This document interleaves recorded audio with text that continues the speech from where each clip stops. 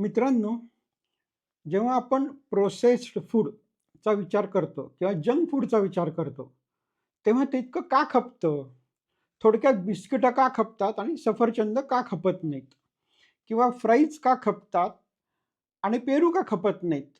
असा जर आपण विचार केला, तर त्याच्यामागे आपल्याला, आपल्या मेंदूला, आपल्या जिभेला मूर्ख बनवण्यासाठी एक मोठीच्या मोठी लॉबी म्हणूया, कॉर्पोरेट सेक्टर म्हणूया, इंडस्ट्री म्हणूया, ही काम करत असते.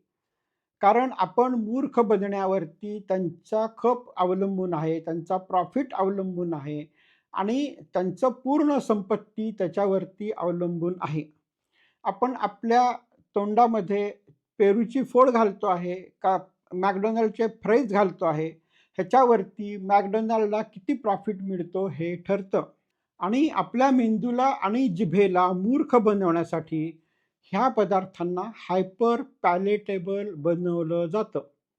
आता हायपर पॅलेटेबल म्हणजे काय? पॅलेट म्हणजे आपला टाळू.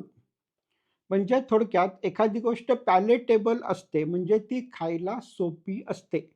खायला कष्ट पडत नाहीत. आता मी तुम्हाला उदाहरण देतो, की एका बाजूला गाजर आहे आणि दुसऱ्या बाजूला आईस्क्रीम आहे.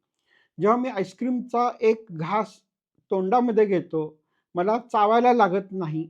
मला अतिशय छान वाटतं आणि तो घास पटकन गिळला जातो.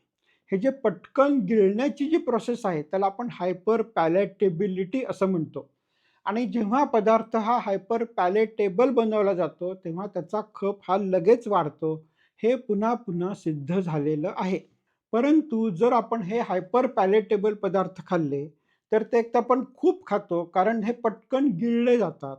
त्याच्यामध्ये कॅलरीज प्रचंड असतात, कारण त्याच्यामध्ये फॅट आणि शुगरचं प्रमाण हे खूप असतं. ज्याच्यामुळे हे पदार्थ हायपर पॅलेटेबल बनतात. नंतर ह्याच्यामुळे दात चांगले राहत नाहीत. जेव्हा आपण गाजर खातो, ते आपल्याला चवून खायला लागतं. ते आपण फार खाऊ शकत नाही. ते खाताना आपले दात स्वच्छ होत असतात. त्याच्यामुळे आपल्या तोंडातले बॅक्टेरिया वाढत नाहीत. त्याच्या फायबरमुळे आपलं आरोग्य चांगलं राहतं. त्याच्या फायबरमुळे आपल्या जीवाणूंचा फायदा होतो.